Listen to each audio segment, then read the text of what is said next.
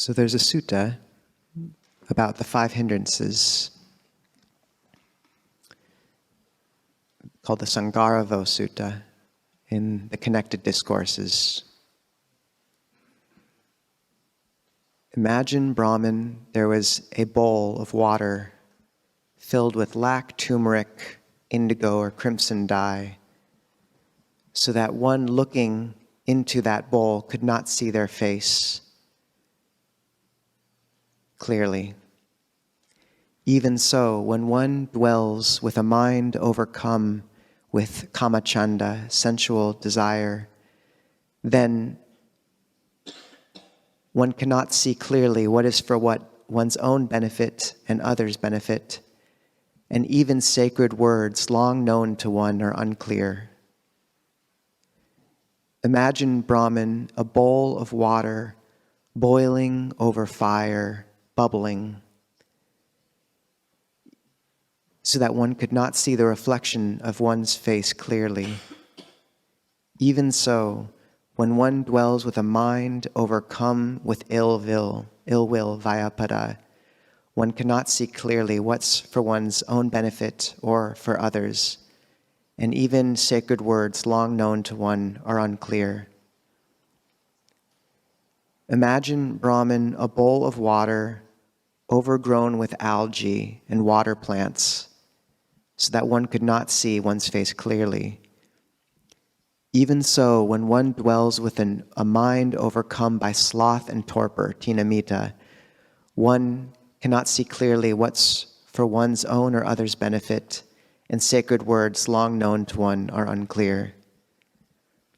Imagine, Brahman, a bowl of water ruffled by the wind so that it eddied and stirred, and one could not see one's face clearly.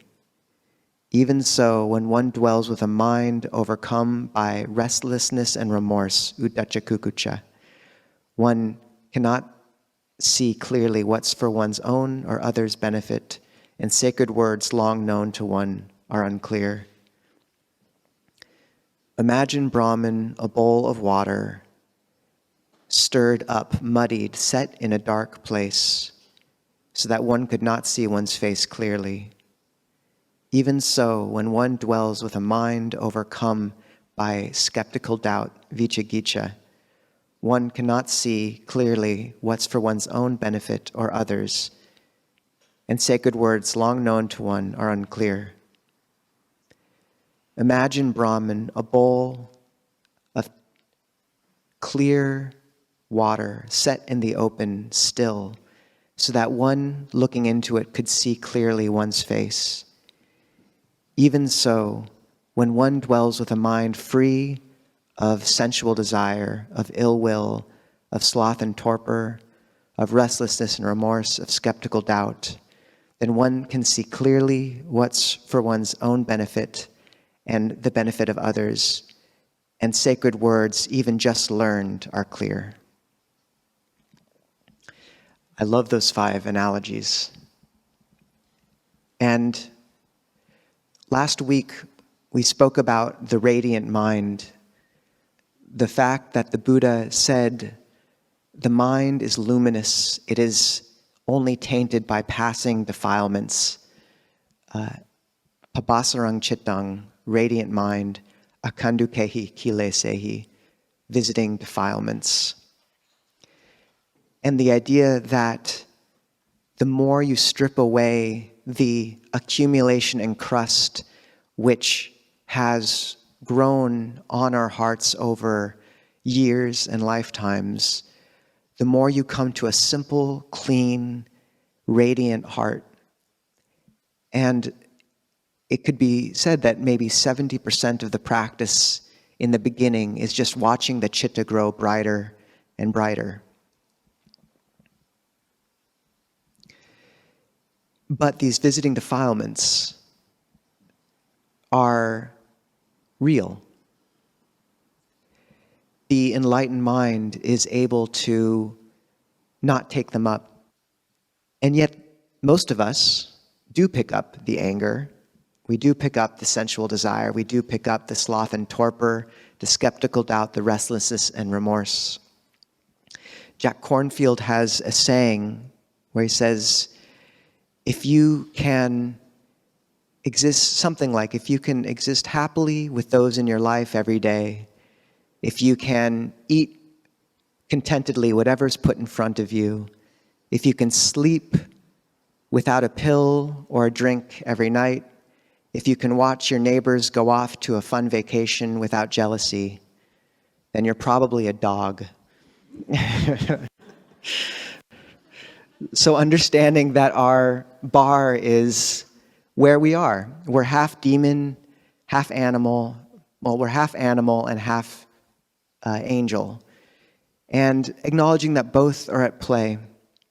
And the Buddhist word for goodness, at least in one context, is kusala, which means skillful. And etymologically, it's related to the word for kusa grass. And kusa grass is a very sharp grass in India, and to pick it, you have to be very skillful to not cut yourself. And so kusala is our skill in practice. I referenced the quote last week that if you want to teach people to sail, don't teach them to build the ship, but teach them to love the ocean. But actually that in one of the profound strengths of this lineage and teaching is its practicality of skill. How do we build the ship? And though the Buddha spoke of root defilements in the heart, greed, hatred, and delusion, the 5 practical manifestations of those that he said kept us from calm day in and day out, that obscured the mind from settling into radiance, are the 5 hindrances. These are the guests that we meet when we sit down and close our eyes. These are the bowls of water that we find ourselves staring and squinting at, trying to see our face. So these also are the core of the 4th foundation of mindfulness. When you take extant versions and compare them, the core teachings that seem to have been at the heart of that foundation of mindfulness are the 5 hindrances and the 7 factors of awakening. These dark and bright mental qualities that we learn to balance and learn how to abandon the hindrances. So these are a practical skill.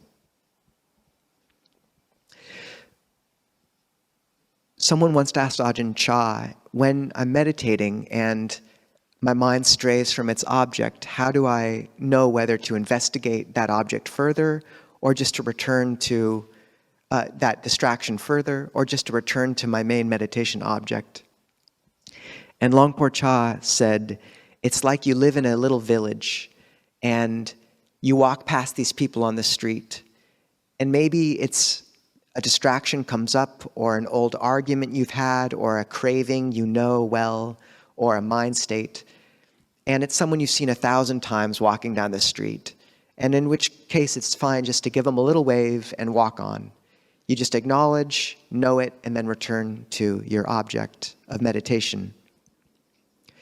But maybe it's a new character on the street, or maybe it's looking especially deranged, or maybe it grabs onto your arm and won't let you go.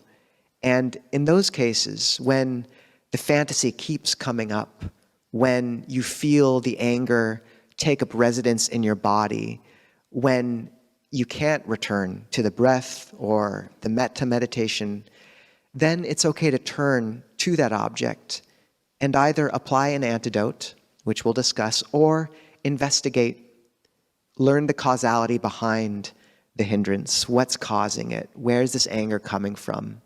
Where is this greed originating in? And 3 really useful ways of walking down this street of our day-to-day lives and minds, and encountering such passing defilements, the visiting defilements, the hindrances. One that gets not as much attention as it should and deserves to be held up again and again is just noting.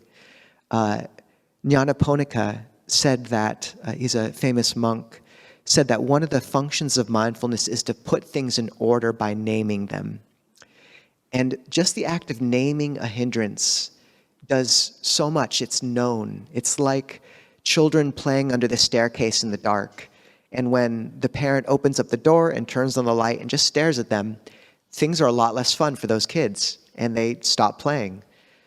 So often, and this is a really powerful skill in daily life, can you just say anger, anger, greed, doubt, sloth, tiredness, restlessness?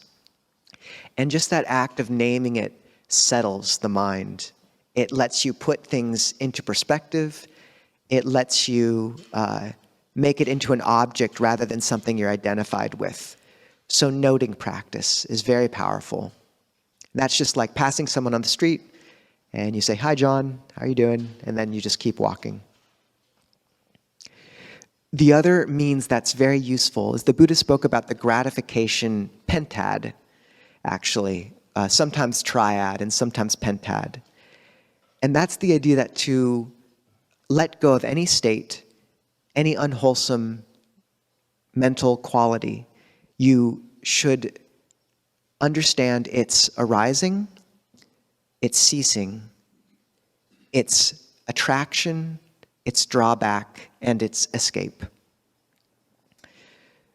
So first, just noticing how these hindrances arise in daily life and meditation.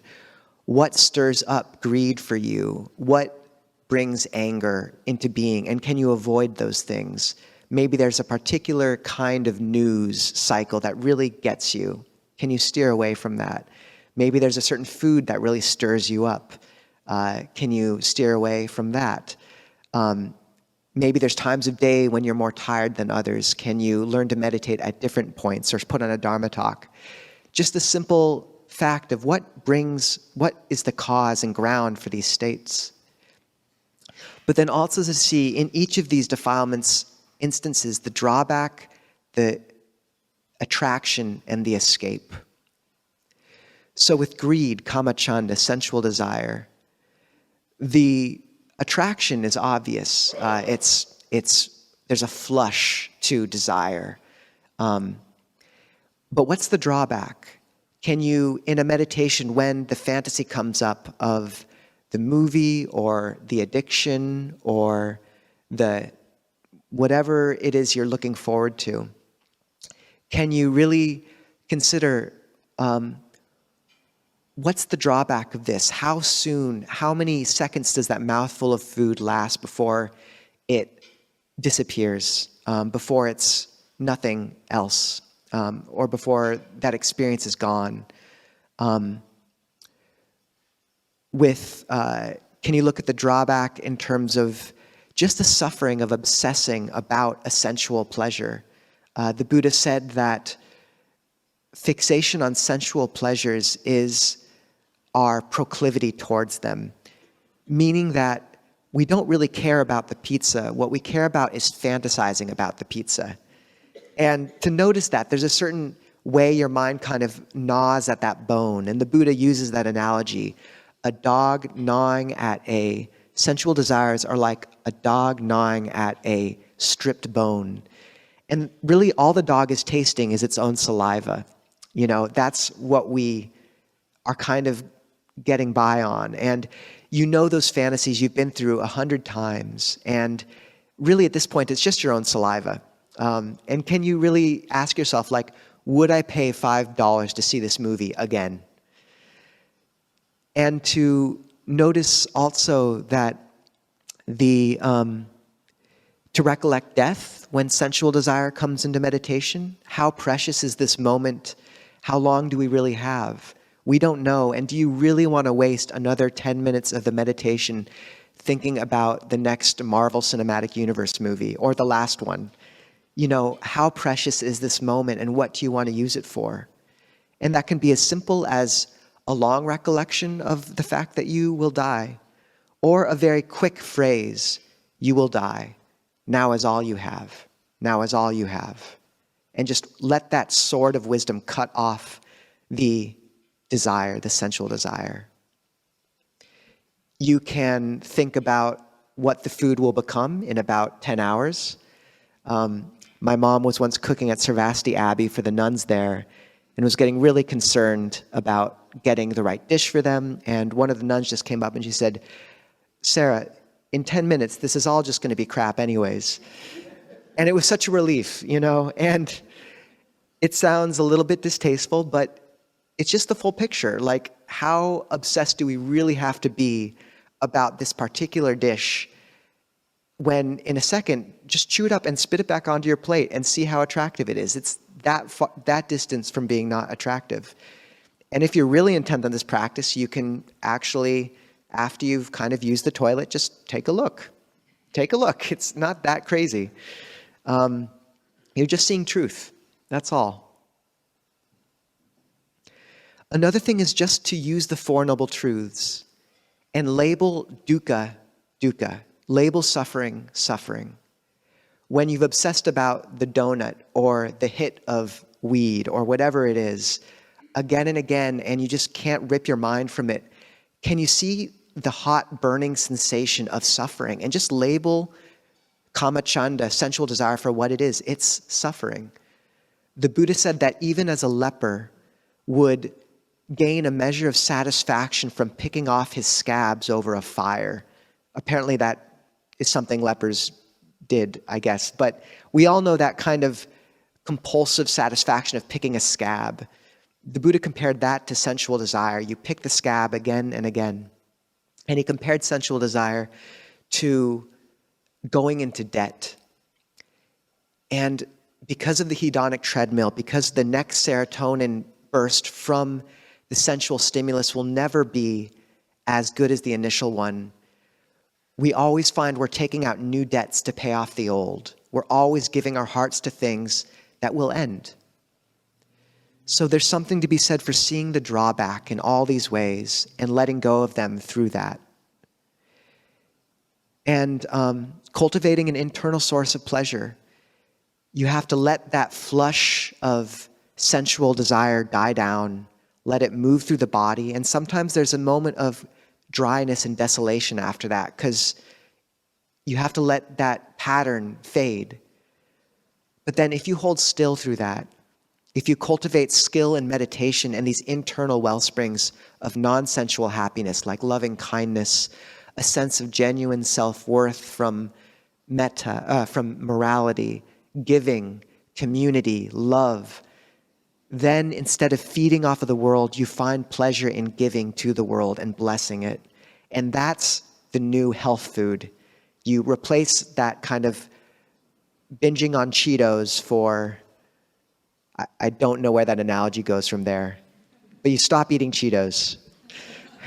Or at least the flaming hot Cheetos, and then switch to normal or something. So it's not, all these hindrances are understandable. There's no reason to feel great guilt over them, but there's work to be done. And we've spent enough time circling around the same old things. And where has it gotten us? The next hindrance is ill will, which the Buddha compared to the boiling bowl of water or a sickness. And the drawback of ill will is easy to see. It's painful. It's a sickness. It weakens the body, makes one unwilling to eat, etc. But what's the attraction? Why do we keep coming back to it? And to note that flush of self-righteous sense of solidity in the self. There's no drug almost as seductive as self-righteous anger. And once again, in 2024's election cycle, let's keep that in mind. But to notice that the Buddha spoke about kama tanha, craving for sensuality, but he also spoke about bhava tanha, craving to become.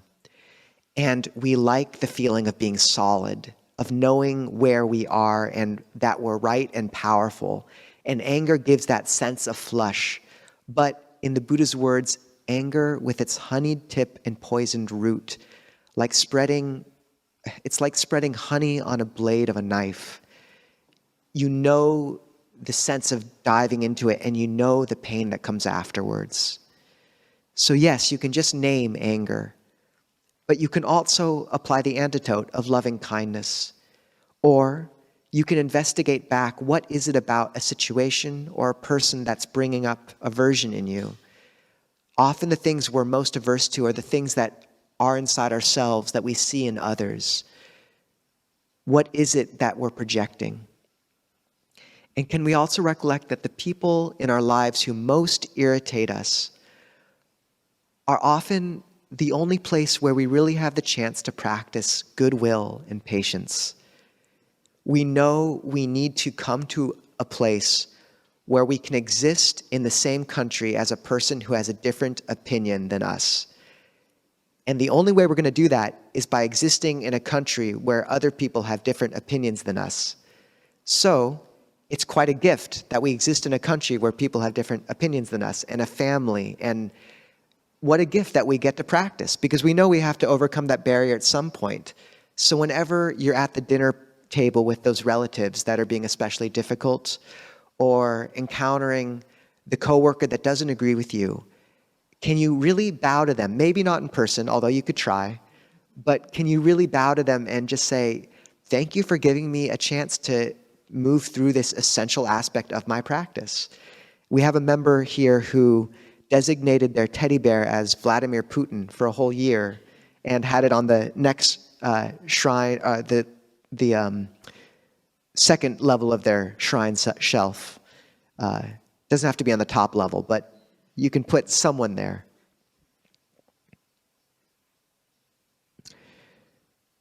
The next hindrance the Buddha spoke about is tinamita, sloth and drowsiness. Algae, or the Buddha compared it to a dungeon. And just this is common. And the Buddha, in one sutta, speaks to Mahamoggallana, one of the most prominent disciples, who's nodding off, which is comforting because this is the second most prominent disciple before he was an arahant, and he also nodded off, so you're in good company. And he's nodding off, and suddenly the Buddha appears, manifests out of nowhere, which would definitely wake you up. And he says, Mahamoggallana, are you nodding? And Moggallana says, yes, Lord. And he says, whatever object you are attending to while nodding off, turn attention to something else, and by that means drowsiness may be dispelled. So replacing one object with another. The breath is very calming. So if you're nodding off, can you replace that with the sound of silence, or the perception of light, or loving kindness, or an active body scan? Can you walk meditation? Can you open the eyes just a little bit? Or you can place a rock or some object between your thumbs in a mudra, and when it drops, you'll know that you've slipped off. Ajahn Brahm has a story that when he was at a monastery with Longpo Cha, they made all the monks put candle matchboxes on their heads so that if they nodded off, the matchbox would fall on the floor and wake them up. And Ajahn Brahm said he woke up when he figured out that he could use a piece of gum to stick it to his head. And then one day he found himself suddenly woken up by a really loud noise, and he realized it was the sound of his head hitting the floor. So don't do that. The Buddha then says, if that doesn't work, recollect the Dharma as you have heard and memorized it, and by this means your drowsiness may be dispelled. So can you memorize a verse of Dhamma or teachings you've heard? If you haven't memorized the first turning of the wheel of Dhamma, the Dhammacakkappavattana Sutta, there's nothing more worth memorizing in the world. The Bhikkhu Bodhi says those are the most profound words ever uttered by a human being. Granted, we're biased, we're monks, but I think it's true.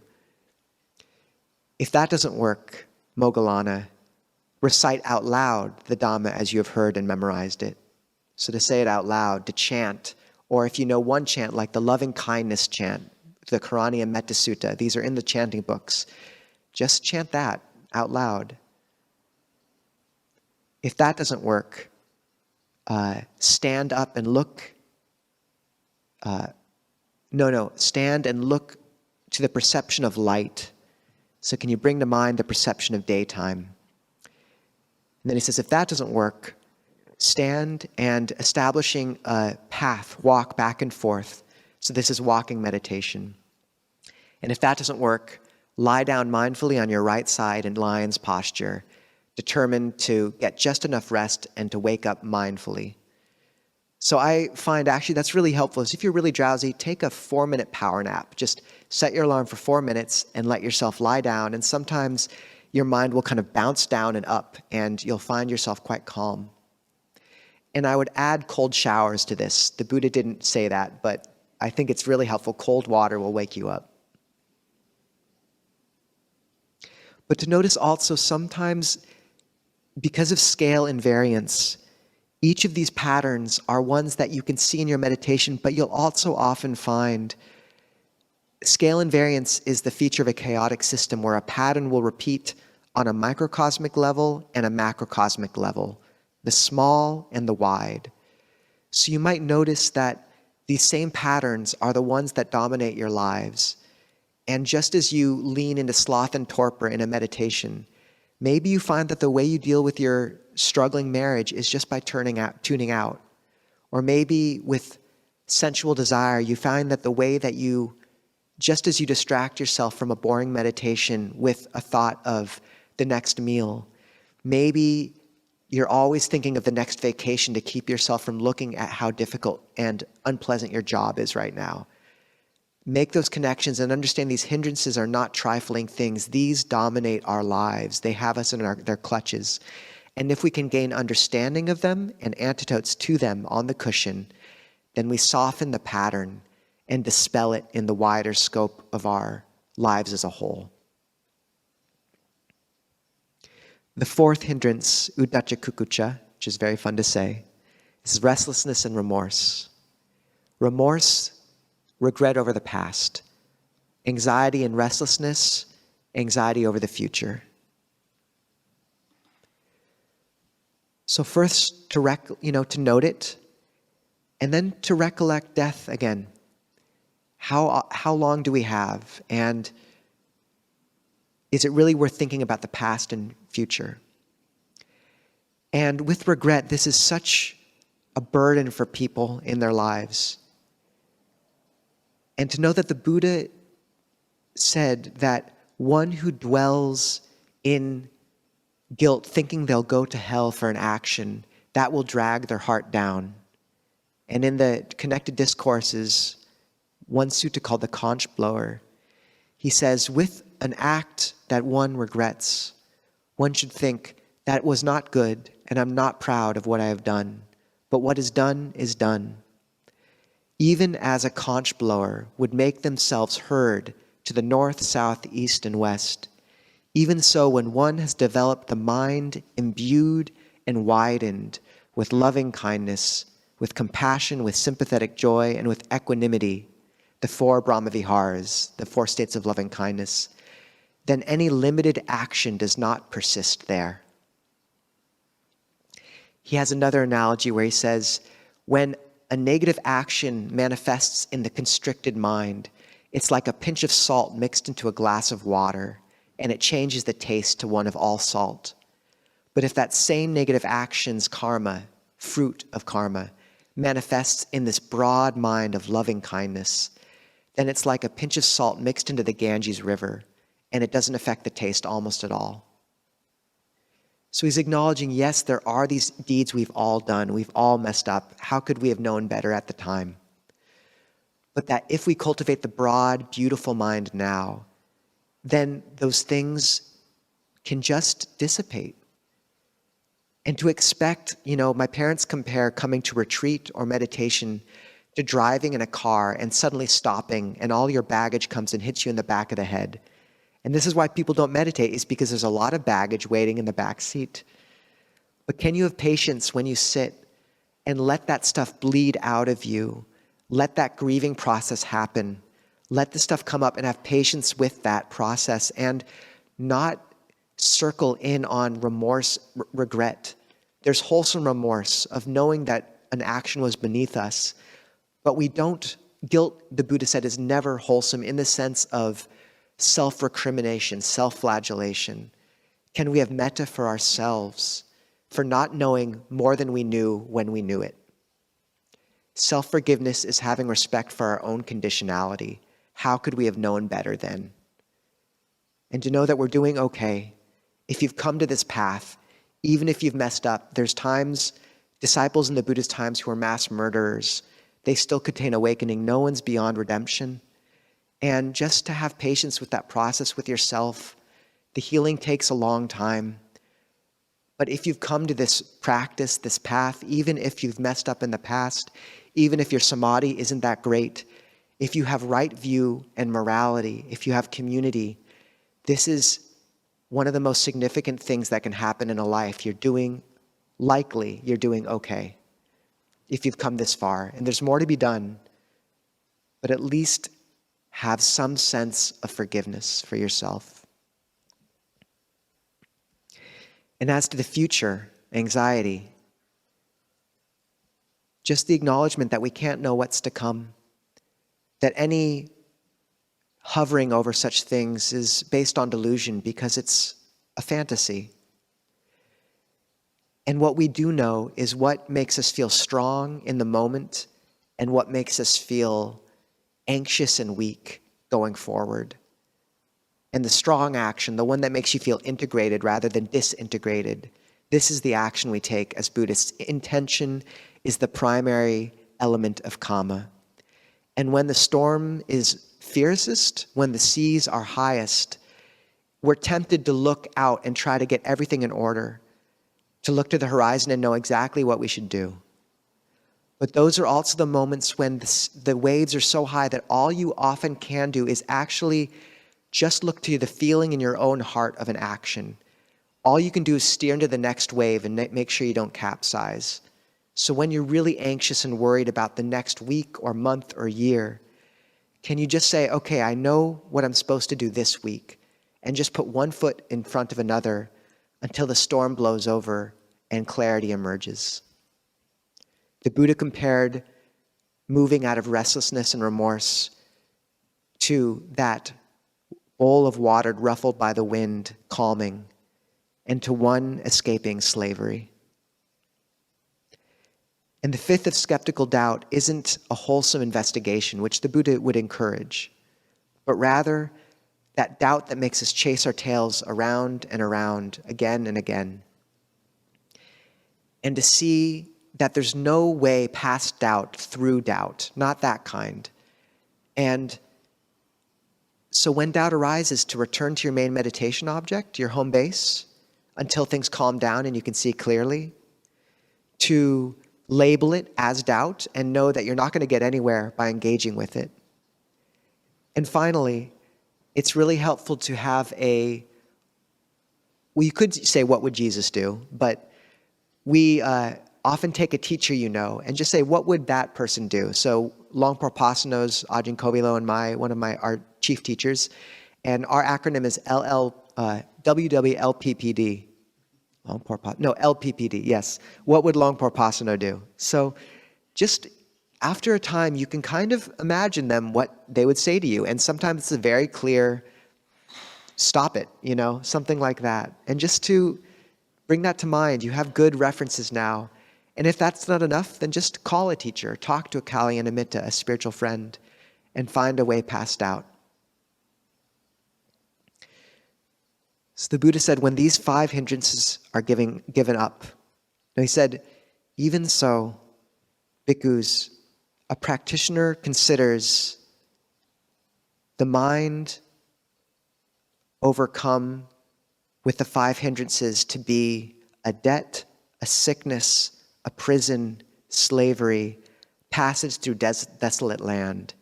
I forgot to mention that's doubt, is a passage through thief-infested wilderness.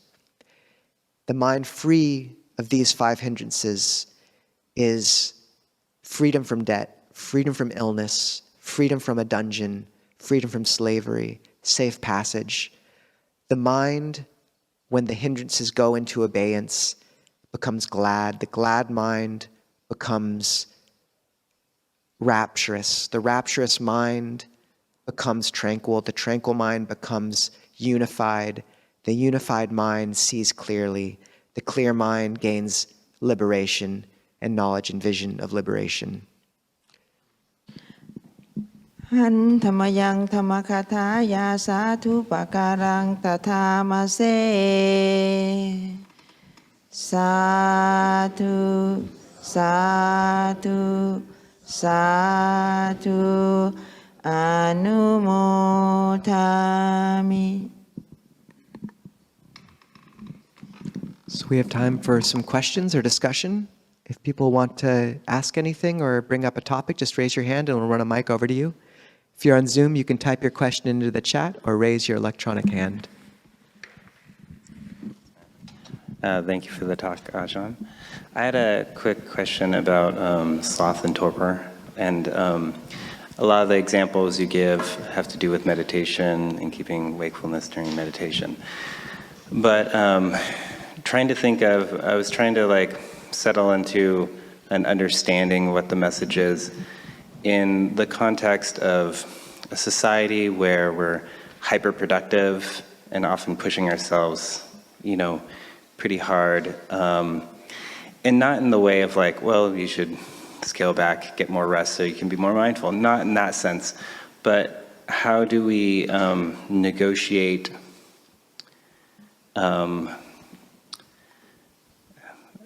having a little hard time putting into words. How do we negotiate this idea of being wakeful and bright-minded with also the want to strive and push our bodies, and negotiating that between those two things? Because, you know, obviously we can strive in meditation too.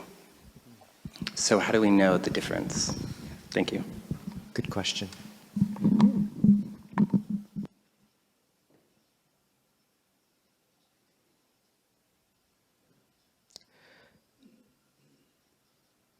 It's a mistake to think of meditation as the cultivation of a technique. And Ajahn Jayasaro says it's much more accurately thought of as a life skill development session. And one of those really key life skills is, what does right effort look like to cultivate wholesome states, to abandon unwholesome states? All four, actually. But we don't have a good picture of right effort in our culture. Just the word strive, like what a word, you know? And there's times where it could be said in a wholesome sense, but what meditation allows is the feedback is immediate. If you're pushing too hard, then you clench up very quickly and you kink up the pipes to the inner wellspring, or you find that the aversive mindset that you've used to kind of flagellate yourself into action for much of your life, it actually burns and leads to a certain exhaustion of its own, a hangover. Even if in the moment it provides short-term energy, it's a dirty burning fuel. And simultaneously, you begin to access these deeper wellsprings of energy in the body, which are much cleaner burning fuel. You know, you notice that when you approach the mind and meditation with a gentle invitation, like what sort of breath would feel good right now, something like that, that the body and mind respond naturally, and there's a lot of energy hidden there, but it's not the same sort of energy. And I'd say that same kind of lesson in right effort, it just takes a long time to learn. But as we do learn to sit every day and feel the hangovers, quote unquote, of when we apply energy unwholesomely or unskillfully or wrong effort, the lesson does sink in. And I'd say, you know, really finding the skillful means of metta is a huge wellspring of loving, of energy.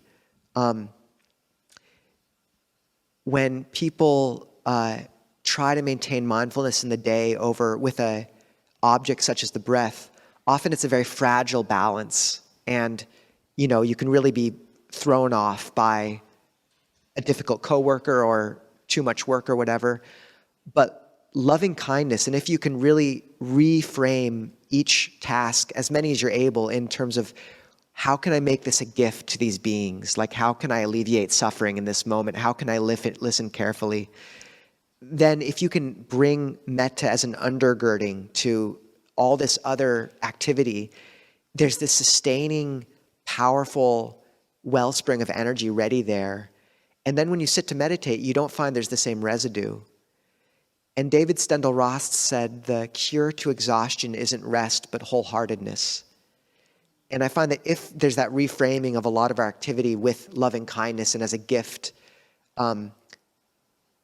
then we can be wholehearted about almost anything, not anything, but I find that helpful. But I find that, practical means to doing that are find 10 minutes in your lunch break to have a meditation session and reestablish mindfulness. If you have a regular task at work, like going to the water cooler or filling up a pitcher of water as a waiter, can you take 3 breaths and just reestablish mindfulness at that point to just reorient? Can you have a mala bead in your pocket that you kind of recite when the time comes? So I think all those can be useful, but also acknowledge, like having some compassion for ourselves existing in this society where, not much of society is structured to take care of our meditation practice for us. And it's just going to be hard to, like you can expect to emerge from most days slightly traumatized in your own way, probably. So how did all that kind of land? Any thoughts? What have you found? I guess I don't. I guess it's just really trying to understand just the teaching a little more, but thank you for that. Yeah. And one day a week of meditation, posted a day, really reorients and rejuvenates. So I think that is worth a lot too. And if you're at a desk, trying to get a standing or a walking desk or something, like a treadmill, or just sitting's not great for us. So that actually really helps me access energy when I'm not sitting all the time. I'm thinking about what you said about how we're half animal and half angel, and not exactly sure what my question is, but it's something about our relationship with the animal part. I know for myself, it's really hard to accept that part of me, and I'm wondering something about, as a person progresses, along the Eightfold Path, what happens to the animal part? Is it still there, or how does our relationship with that part of ourselves change?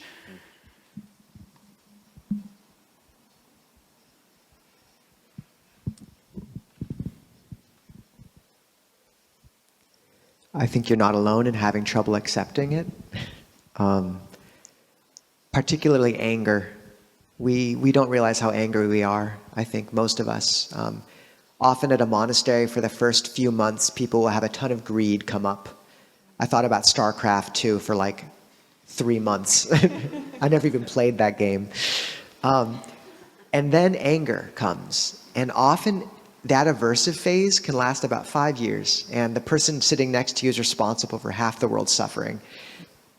We're all very sick. And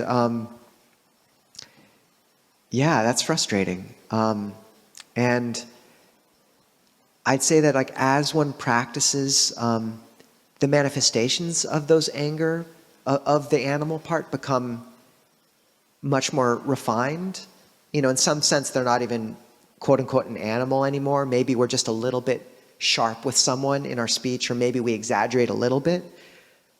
But it begins to feel just as bad in that moment, or like we sense the cloth is cleaner so that any stain really shows up still. And it can really still shake you, and not in a bad way, like you don't want to hold on to it, but there's always the balance of the first two and the second two noble truths. The first two being dukkha and its cause, and the second two being peace, the cessation of dukkha, and its path. And we can expect there to be a pretty even balance of the practice will be happy about 50% of the time, or pretty onward leading, and then it's going to kind of suck for about 50% of the time. And suck in the sense that we'll have to deal with suffering and look at the darker parts of ourselves and the parts that are imperfect. And what I find really important in practice is being nimble enough to know when to make the transition. Because we have no problem resting in the third and fourth noble truth. When things are peaceful and the path is moving smoothly and we're coming out of retreat, it's easy. The difficulty is when inevitably the pendulum swings and we find ourselves looking at our darker side again. And if we are insistent on remaining in that good, bright place and not looking at that, then it can be really discordant. But if we know, okay, like this is my chance to be humble, to look carefully at what's not yet beautiful in me, and not to, just to forgive myself and to kind of keep my head, just keep your head down, keep putting one foot in front of the other and expect a storm a little bit. If you manage to make that turn into the first and second noble truth again, where your duty is to comprehend dukkha, then you can move through it with grace. But that transition's hard. People never want to do it, and we always miss it, So I think that's the real secret, is knowing when to turn back into those first and second noble truths.